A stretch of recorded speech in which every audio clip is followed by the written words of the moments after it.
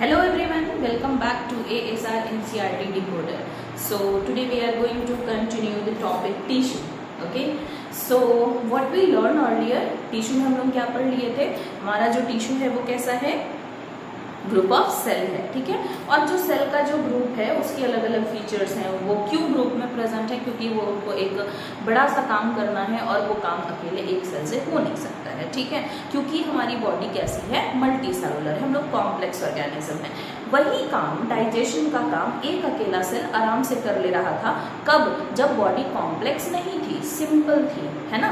लेकिन अब वो अकेला सेल काम नहीं कर पाएगा क्योंकि हमारी बॉडी कैसी है, कॉम्प्लेक्स है। मतलब हम लोग मल्टी सेलुलर ऑर्गेनिज्म इसीलिए हुए हैं क्योंकि हमें कॉम्प्लेक्सिटी बढ़ानी, हमारी जो और भी फीचर्स हैं वो डेवलप हो रहे थे, ठीक है। तो एक सेल से तो काम नहीं बन रहा, तो भाई एक सेल ने किया क्या, ऐसा है कि ये लो तुम अपना सेल पकड़ो और इसका ग्रुप बना लो, ठीक है। इसको टिश्यू बोलता है, टिश्यू बना लो। और सारे टिश्यू मिलकर फिर क्या बनाएंगे, ऑर्गन बना लेंगे। ऑर्गन मिलकर क्या बनाएंगे, ऑर्गन सिस्टम बना लेंगे। ये चीज़ हम लोग डिस्कस कर चुके थे। एक और चीज़ हम लोग क्या डिस्कस किए थे कि हमारा जो टिश्यू है उसका इपिथेलियल वाला वो हम लोग पढ़ लिए थे। तो इपिथेलियल टिश्यू में आपको क्या पढ़ने मिला था, आपके पास जो टिश्यू है वो simple squamous epithelium, stratified epithelium, cuboidal, columnar, ciliated. और आपको साथ ही साथ ये भी पता चला कि कौन से ऐसे हमारी बॉडी में ऑर्गन्स हैं जिनके पास बेसमेंट मेम्ब्रेन नहीं है। अब बेसमेंट मेम्ब्रेन क्या है, सारा रिवीजन अभी करा दें। बेसमेंट मेम्ब्रेन क्या है ये आपको खुद से सोचना है। चलिए आगे देखते हैं। तो हम लोग आज पढ़ने जा रहे हैं हमारा next tissue, that is connective tissue. Okay, so topic का नाम क्या है, एनिमल टिश्यू। एनिमल टिश्यू में हमें 4 टिश्यूज पढ़ने थे, जिसमें से फर्स्ट टिश्यू हम लोग पढ़ चुके हैं, कौन वाला, इपिथेलियल टिश्यू, ठीक है।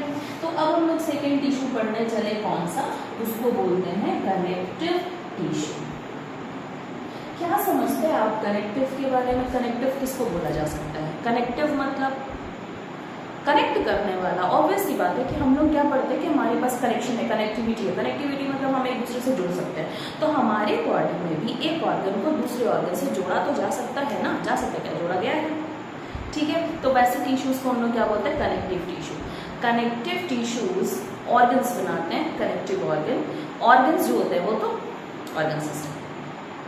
अब देखिए, जैसे मान लीजिए कनेक्टिव टिश्यू आप किसको बोलोगे, कनेक्टिव टिश्यू उसको बोलेंगे जो हमारे एक ऑर्गन को दूसरे ऑर्गन से जोड़ रहा है, ठीक है।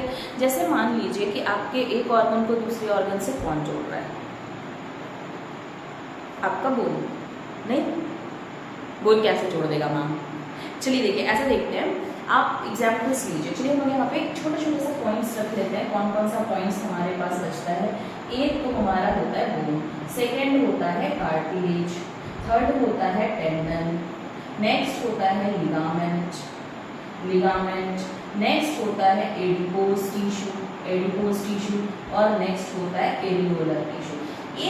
दो आपको वैसे मिलेंगे सबसे अलग वाले, वो कौन से हो जाएंगे, ब्लड, और कौन से हो जाएंगे, लिम्फ। जिसमें से कि लिम्फ को हम लोग पढ़ चुके हैं, और ये रहा हमारा ब्लड को भी हम लोग पढ़ चुके हैं कि ब्लड को टिश्यू क्यों बोला जाता है भाई, है ना, क्यों टिश्यू बोला जाता है। जबकि हम लोग देखें अपने ब्लड को कि ब्लड में डिफरेंट टाइप ऑफ सेल होते हैं, और टिश्यू को बोला जाता है, टिश्यू का प्रॉपर डेफिनेशन क्या है, the group of cell which have similar origin and similar function.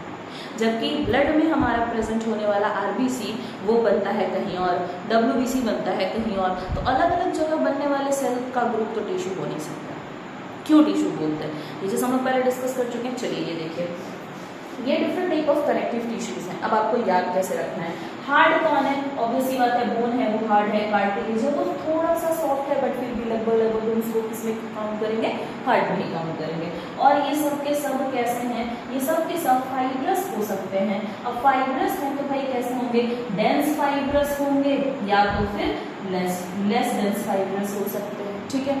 तो ये तो हम लोग आगे जा करके फिर पढ़ेंगे। तो पहले ये देखें कि इतना सारा जो हमारे पास क्या है, कनेक्टिव टिश्यू है। याद कैसे रखें, एकदम इजी है।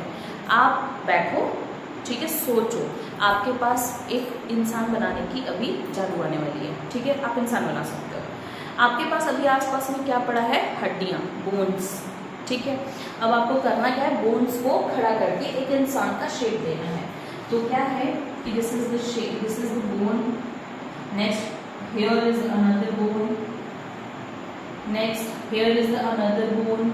तो आप इस तरह से क्या कर रहे हो, ये एक बोन को दूसरे बोन के साथ जोड़े जा रहे हो, ठीक है।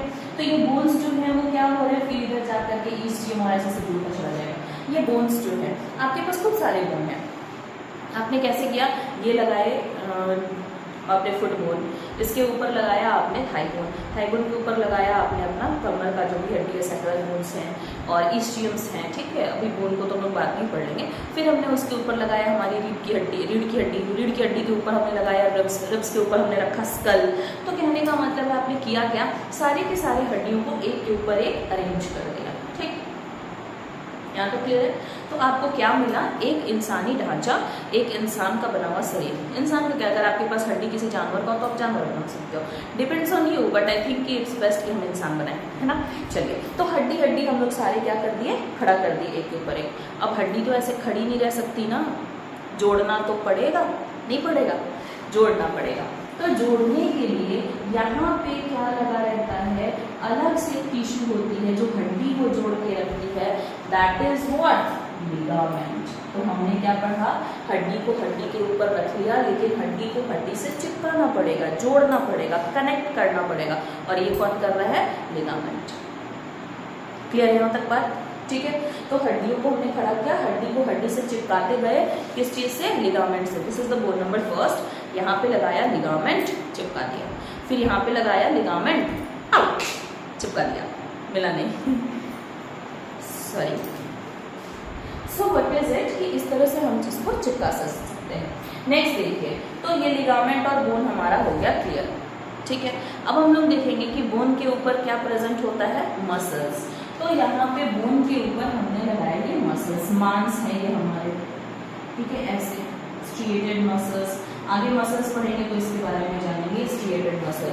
लेकिन भाई हड्डी के ऊपर हम मांस चिपकाएं, चिपके कैसे, चिपकाने के लिए भी तो कोई ग्लू चाहिए। हड्डी है, हड्डी के ऊपर हमने ग्लू लगाया और मांस चिपकाया, हड्डी के ऊपर ग्लू लगाया, मांस चिपकाया, अरे बात समझ में। तो लाइक दैट यहाँ पे प्रेजेंट होगा हड्डी और मांस को जोड़ने के लिए एक अलग से ग्लू लगेगा, दैट इज व्हाट, टेंडन। आई बात समझ में।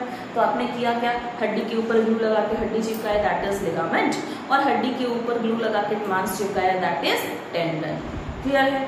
अब कुछ और हमारे पास ऐसे स्ट्रक्चर्स हैं जहाँ पे और भी कनेक्शंस होने जरूरी हैं, लाइक योर ईयर, है ना, ईयर। तो यहाँ पे भी क्या प्रेजेंट होगा, cartilage, tip of your nose, cartilage.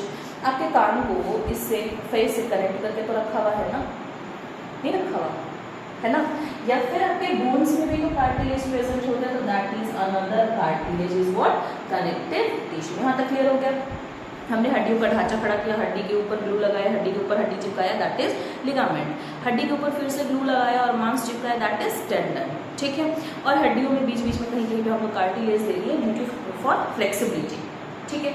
यहाँ तक डन है। नेक्स्ट देखते हैं। अब ये हम लोग लगा चुके हैं मांस, मांस के ऊपर से हमको बार क्या कराना है, स्किन। ये हमने लगाया स्किन। तो जब स्किन चिपकाना है तो भाई मांस के ऊपर स्किन अपने आप तो नहीं चिपकेगा, इसको भी चिपकाने के लिए ग्लू चाहिए।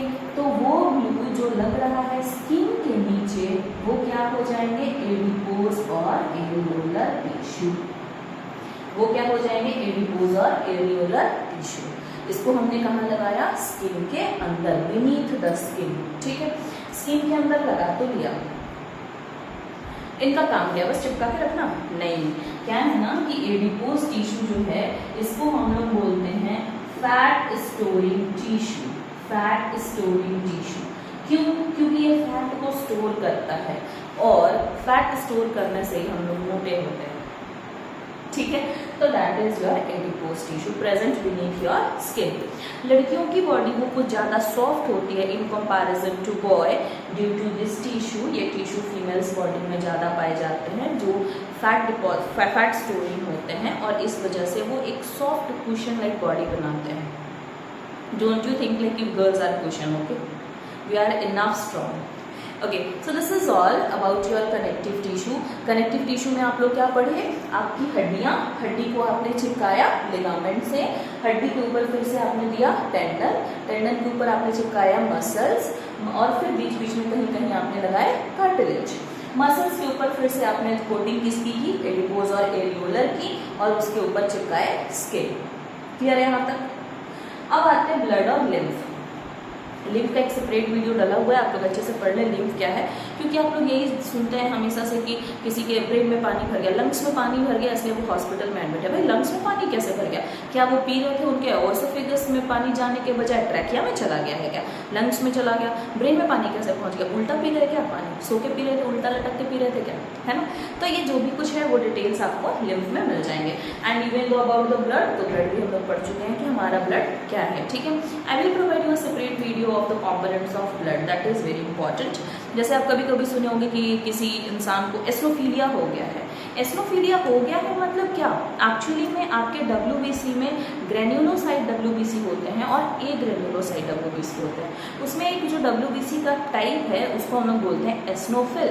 एस्नोफिल की काउंटिंग बढ़ जाती है तो उसी को हम लोग हमारे मेडिकल लैंग्वेज में बोला जाता है एस्नोफीलिया हो गया है। Actually eosinophil is a type of WBC, only उनकी काउंटिंग्स बढ़ जाती हैं। ठीक है, till everything is all okay? Okay, so next we will learn in a different video. Thank you everyone.